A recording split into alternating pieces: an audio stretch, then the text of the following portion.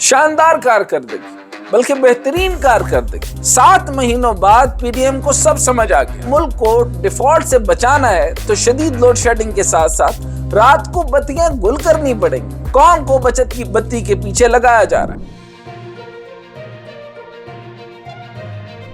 السلام علیکم، میں ہوں ڈاکٹر حسنین جاوید اور آپ دیکھ رہے ہیں میرے ڈیجیٹل چینل۔ شاندار کارکردگی بلکہ بہترین کارکردگی 7 مہینوں بعد پی ڈی ایم کو سب سمجھ آ گیا۔ کیسا شاندار سمجھ آیا کہ اگر ملک کو ڈیفالٹ سے بچانا ہے تو شدید لوڈ شیڈنگ کے ساتھ ساتھ رات کو بتیاں گل کرنی پڑیں گی، بازار جلدی بند کرنے پڑیں گے، ورنہ معیشت نہیں بچے گی۔ معیشت نہیں، دراصل حکومت نہیں بچے گی، یعنی قوم کو بچت کی بتی کے پیچھے لگایا جا رہا ہے۔ پی ڈی ایم جو اب بچت حکومت بن گئی ہے کا بڑا اعلان سامنے آ گیا۔ مارکیٹیں 8:30، شادی ہال 10 بجے اور اداروں میں بجلی کے استعمال میں 30% کمی، غیر مؤثر بلب، پنکھوں کی پیداوار کی بندش، کونیکل گیزر لازم قرار، ہاؤسنگ سیکٹر میں اصلاحات، غیر مؤثر آلات کی سرکاری خریداری پہ بندش، ای بائکس متعارف، 50% اسٹریٹ لائٹس بند۔ یعنی آپ ملک کو جلد بند کر دیں اور جب تک خدا پروردگار کا سورج جلے اتنی روشنی حاصل کی جائے اور باقی جو ہے وہ نظام بند کر دیا جائے۔ یعنی آپ کو سویلائز سوسائٹی کی تو ضرورت ہی نہیں ہے۔ یعنی سادہ سا اگر یہ حکومت کہہ دیتی کہ آپ جنگلوں کا رخ کریں اور دوبارہ سے ایک نومیڈک لائف یعنی خانہ بدوشانہ زندگی گزارے، کیونکہ جو سول زندگی ہوتی ہے اس سے تو وہ آپ کو بند کر رہے ہیں۔ وزیر دفاع جو اب وزیر بچت ہیں نے اعلان کیا کہ گرمیوں میں 29 میگا واٹ بجلی استعمال ہوتی ہے اور سردیوں میں 12,000 میگا واٹ بجلی استعمال ہوتی ہے، اور کہا کہ 5,000 میگا واٹ ایئر کنڈیشن اور 12,000 پنکھوں میں استعمال ہوتی ہے۔ ان موصوف کو کوئی یہ بتائے کہ پنکھے ایئر کنڈیشنر تو گرمیوں میں چلتے ہیں اور جب سردیوں میں پہلے ہی بجلی کی کھپت کم ہے اور جتنی لوڈ شیڈنگ کی جا رہی ہے اس کے بعد بجلی کی سردیوں میں کھپت رہ کتنی جاتی ہے، اس پر بھی پابندیاں۔ خیر یہ بچت کا نسخہ بھی ابھی آئی ایم ایف کی وجہ سے تیار کیا جا رہا ہے۔ میں آپ کو بہت عرصہ پہلے کہتا جا رہا تھا کہ یہ آئی ایم ایف کی شرائط نہیں مان رہے، آئی ایم ایف کے پروگرام کو مکمل نہیں کر رہے، اور اسحاق ڈار صاحب جو ہے وہ چھاتی چوڑی کر اردو کے اندر مولا جٹ بنے ہوئے تھے اور وہاں جا کر کے ان سے لفظ نہیں نکلتا، اور آخر کار ہوا یہی کہ آئی ایم ایف کے پروگرام میں بیٹھنا پڑے گا، آئی ایم ایف کی باتیں ماننی پڑیں گی، ورنہ وہ آپ کے ساتھ جو ہے وہ کسی قسم کے رابطے نہیں رکھیں گے۔ کیونکہ رواں مالی سال کی بجلی کے بلوں میں آئی ایم ایف کے مؤخر ہونے کی وجہ 65 ارب روپے کی مجموعی بقایا رقم میں سے حکومت نے آئی ایم ایف سے اتفاق کیا ہے کہ 55 ارب روپے صارفین کو منتقل کیے جائیں گے، تو اس کی وصولی بلوں کے ذریعے کی جائے گی، یعنی انڈائریکٹ ٹیکسز، اور جو آپ کو پتہ ہی نہیں ہوتا کہ آپ کے بجلی کے بلوں میں سے آپ سے لیے جا رہے ہیں۔ بقیہ 10 ارب روپے سبسڈی کی رواں مالی سال کی بجلی کے بلوں میں آئی ایم ایف کے مؤخر ہونے کی وجہ سے 65 ارب روپے کی مجموعی بقایا رقم میں سے حکومت نے آئی ایم ایف سے اتفاق کیا کہ 55 ارب روپے صارفین کو منتقل کیے جائیں گے اور اس کی وصولی بلوں کے ذریعے کی جائے گی، یعنی فیول ایڈجسٹمنٹ وصول کی جائے گی۔ یہ کیسی شاندار وصولی ہے جس کا ساری عوام کو پتہ نہیں ہے۔ آپ اپنے کانوں کو کھول لیجئے، آپ کے ساتھ آپ کے بلوں کے اندر کھلواڑ کیا جائے گا اور ایسا جگاڑ پیش کیا جائے گا کہ آپ کو سمجھ سے نکل جائے گا کہ یہ آپ کے ساتھ ہوا کیا ہے، اور آپ جو ہے وہ سیاست کے تماشے کھیلتے رہے۔ یہ یاد رکھیے کہ آپ اس معاملے کے اندر پی ٹی آئی کو بھی بخش نہیں سکتے، انہوں نے بھی آئی ایم ایف کے ساتھ اس طریقے کی ایڈجسٹمنٹ نہیں کی تھی اور وہ سیٹل ڈاؤن معاملات ایسے نہیں کیے تھے اور ان کی ٹرمز اینڈ کنڈیشن کو فالو نہیں کیا گیا تھا، وہاں پر بھی یہ مولا جٹ بننے کی کوشش کر رہے تھے، لیکن یہ سمجھ سے باہر ہے۔ ان کو یہ سمجھنا چاہیے کہ بھائی آپ آئی ایم ایف کے 22ویں پروگرام میں ہیں، آپ کو ماننا پڑے گا، آپ غریب آدمی ہیں اور غریب آدمی کو ان کے انسٹرکشنز کو فالو کرنا پڑے گا، وہ آپ کے لیے کر رہے ہیں انسٹرکشنز۔ جب آپ آئی ایم ایف کی انسٹرکشن نہیں لیں گے، لیویز اور سبسڈیز کو بیلنس نہیں کریں گے اور آپ اس سبسڈیز کے نام پر نیچے سے جو پیسہ مار رہے ہیں اور لائن لاسز کر رہے ہیں، اور جو آپ کی بروکریسی اور باقی لوگ جو ہے وہ اے سی سے لے کے ڈی سی تک جو ہے وہ کنڈیاں لگا کر بجلی کھا رہے ہیں، تو آپ کو کیسے پتہ چلے گا کہ بجلی کہاں جا رہی ہے؟ ساتھ ہی وزیر بچت نے عوام کو ای بائیسیکل کی خوشخبری بھی دے دی، کیونکہ موٹر سائیکل 3 ارب روپے کا پیٹرول پی جاتے ہیں۔ کیا کمال کے لوگ ہیں، بجلی ہے نہیں اور ای بائکس آئیں گی، کہاں سے چلے گی؟ یہ کیا آپ انگلی لگائیں گے یا ناک لگائیں گے؟ کیا آپ بیٹری کدھر سے چارج کریں گے؟ کوئی طریقہ کار ہے آپ کے پاس؟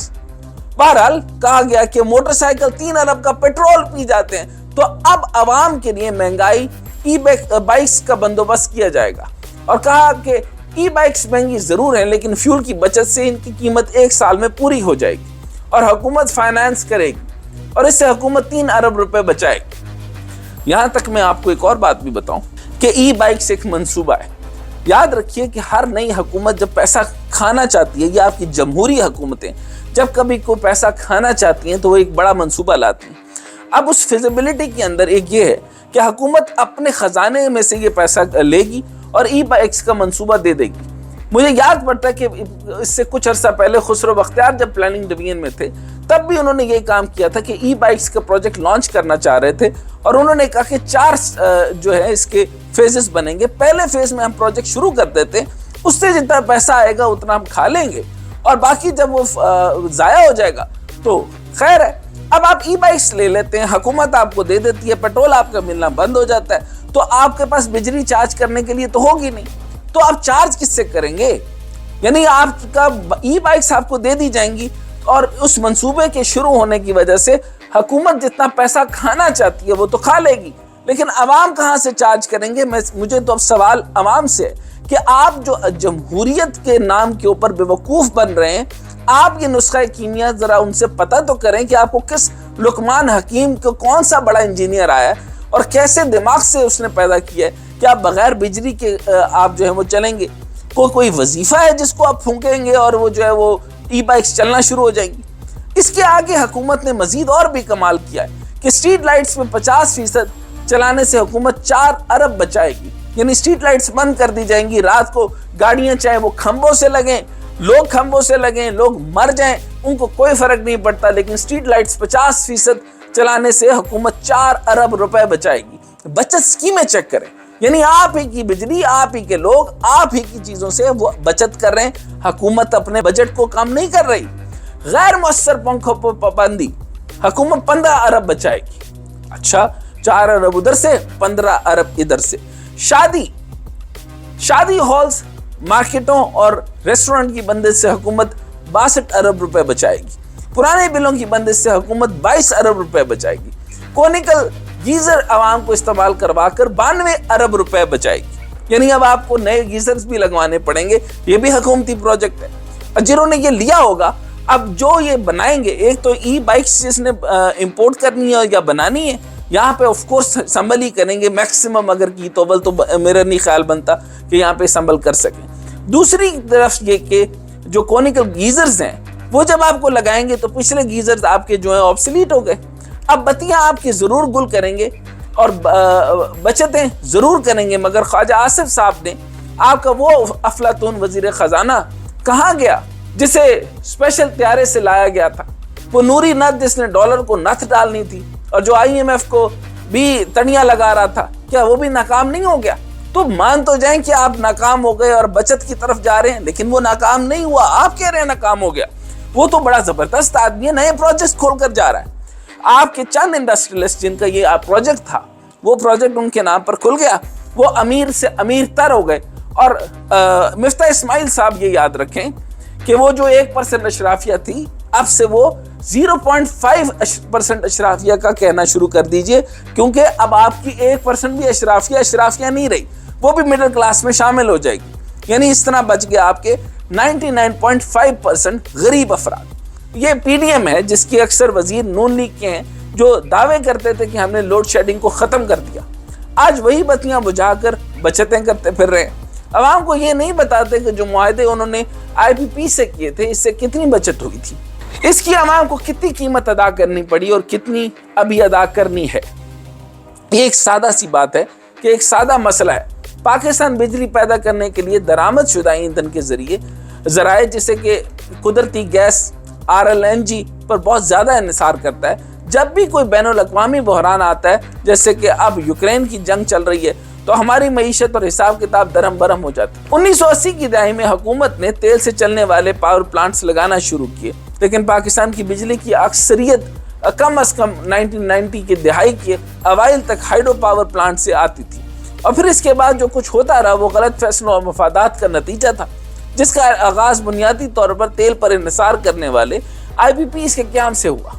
और फिर 2000 की दहाई के अवाइल में मशरूत इंतजामिया ने कम अज़ कम इस थर्मल पावर जनरेशन की सलाहियत को दरामदी तेल से घरेलू कुदरती गैस में तब्दील करने का फैसला किया।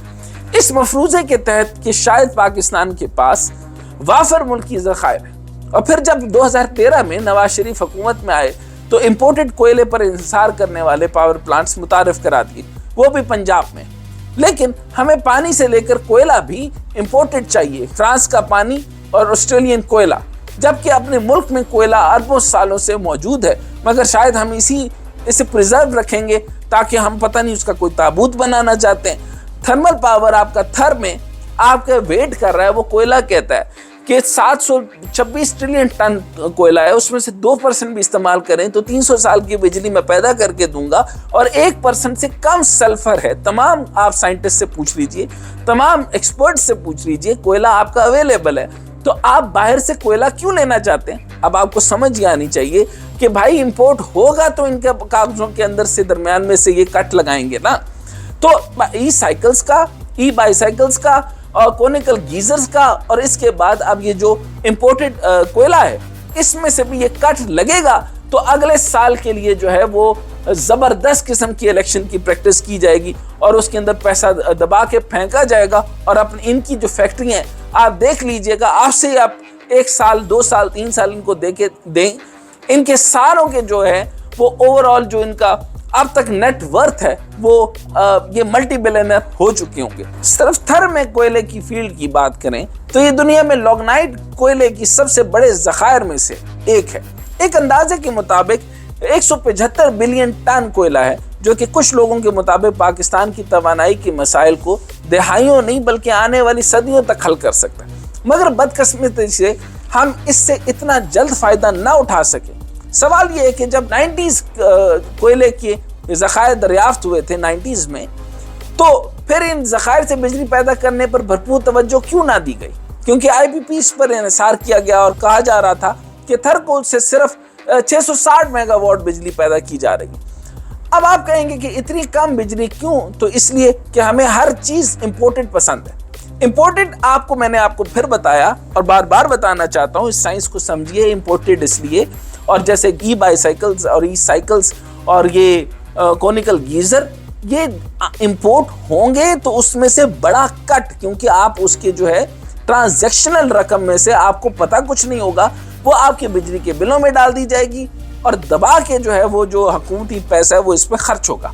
पाकिस्तान तवानाई पैदा करने के लिए अपने ईंधन के ज़राए इंपोर्ट करना जारी रखे हुए है, क्योंकि हमारी हुकूमतों ने वो ज़रूरी इंफ्रास्ट्रक्चर बनाने में दिलचस्पी ही नहीं दी। यानी 90 की दहाई से आप समझ लीजिए कि पाकिस्तान की बर्बादी का सोच समझ के इजहार किया गया, और मैं ये इस बात से कन्विंस हूँ और मैं आपको ये बताना चाहता हूँ कि आप ये कन्विंस हो जाएं कि 90 के बाद से ये पाकिस्तान के साथ ये ऐसा ख़तरनाक, मैं जुमला नहीं बोलना चाहता लेकिन इसको बदनीयती कहूँ, इसको मैं पाकिस्तान के साथ गद्दारी कहूँ, या इसको कोई और जुमला कहूँ, कि उन्होंने ये जानबूझकर ऐसी हरकत की है। अब आप ये देखें कि वो जब ज़रूरी इंफ्रास्ट्रक्चर बनाने में दिलचस्पी नहीं ली तो थर में मौजूद कोयले का इस्तेमाल करने के लिए जो ज़रूरी था, कोयला ब्लैक गोल्ड है मगर हमें इसकी कदर नहीं। थर गोल्ड के कुल ज़खायर सऊदी अरब और ईरान से मुश्तरका तेल के ज़खायर से ज़्यादा है। ये ज़खायर पाकिस्तान के गैस के मजमूई ज़खायर से तकरीबन 68 गुना ज़्यादा है, यानी कुल मिला के तकरीबन 70 गुना ज़्यादा। और थर कोल 200 साल तक तकरीबन 1 लाख मेगावाट बिजली पैदा करने की सलाहियत रखता है, जो पाकिस्तान को तवानाई के शोबे में खुद कफील बनाने के लिए काफ़ी है। अगर इस मुल्क को अंधेरों से निकालना है तो थर कोल से सस्ती बिजली हासिल करना होगी और IPPs का ऑडिट और एहतसाब करना होगा। यह IPPs का ऑडिट और एहतसाब तो पिछली हुकूमत ने भी नहीं किया था और ना ही कोल पावर प्रोजेक्ट्स लगाए थे।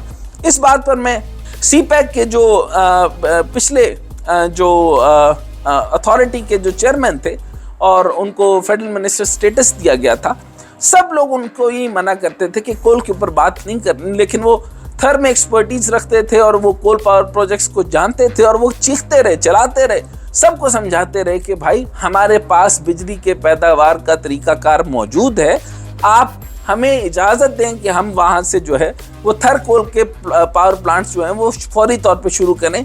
मुश्किल काम है, ہم 5-6-10 سالوں کے اندر جو ہے وہ خود کفیل ہو جائیں گے، لیکن ان کو یہ اجازت نہیں دی گئی۔ اب یہ کس نے نہیں دی گئی، یہ سوچنا ہوگا، اور خان صاحب کو بھی یہ بات کا جواب دینا پڑے گا کہ آئی پی پیز کا آڈٹ کیوں نہیں کیا، اور آپ نے یہ جو کول پاور پلانٹس ہیں وہ کیوں نہیں شروع کیے۔ اب آ جائیے، احتساب اور خالی بتیاں بجھانے سے مسئلوں کا حل نہیں ہو سکتا۔ 2023 کے پہلے کاروباری دن بھی امریکی ڈالر کی قدر میں اضافے کا سلسلہ جاری رہا۔ انٹر بینک میں سال کی پہلے کاروباری سیشن میں ڈالر 51 پیسے مہنگا ہوا۔ انٹر بینک تبادلہ میں ڈالر کا بھاؤ 226 روپے 94 پیسے پر بند ہوا۔ سال 2022 کے اختتام پر ڈالر کا بھاؤ 226 روپے 43 پیسہ تھا۔ دوسری جانب اوپن مارکیٹ میں ڈالر کا بھاؤ 50 پیسے اضافے سے 236 روپے ہو گیا۔ عوام بچت کرے اور حکمران عیاشی، اگر بچت کرنی ہے تو حکومت سے شروع کریں، کیونکہ اتنی بڑی کابینہ بنا کر عوام پر بوجھ ڈالا جا رہا ہے۔ شہباز شریف کی کابینہ میں 34 وزراء، 6 ایڈوائزرز اور 28 سے 29 معاونین خصوصی ہیں، یعنی تاریخ کی سب سے بڑی کابینہ۔ Salary allowance and privilege act 1975 کے مطابق ایک وفاقی وزیر کو 2 لاکھ جبکہ وزیر مملکت کو 1,80,000 تنخواہ ملتی ہے۔ اس کے علاوہ گھر، گھریلو الاؤنس، گاڑی maintenance, railway, air condition, air tickets, private secretary, personal assistant, stenographers, قاصد اور نائب قاصد کی سہولت کے ساتھ ساتھ فلیگ بھی لگتا ہے، یعنی جو پروٹوکولز کے معاملات ہوتے ہیں۔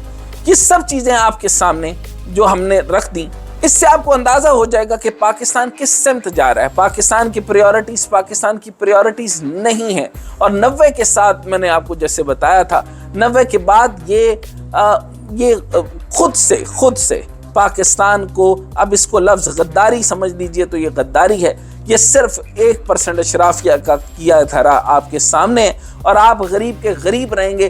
آپ کبھی نون لیگ میں جائیں، کبھی پی پی پی میں جائیں، کبھی پی ٹی آئی میں جائیں، کچھ نہیں ہو سکتا۔ اس سٹیٹس کو کا حصہ سٹیٹس کو میں ہی رہے گا، اور کوئی شریف آدمی جب بھی کسی پارٹی کو جوائن کرے گا، یاد رکھیں وہ سٹیٹس کو کا حصہ رہے گا، وہ غریب آدمی کی آواز نہیں بن سکتا۔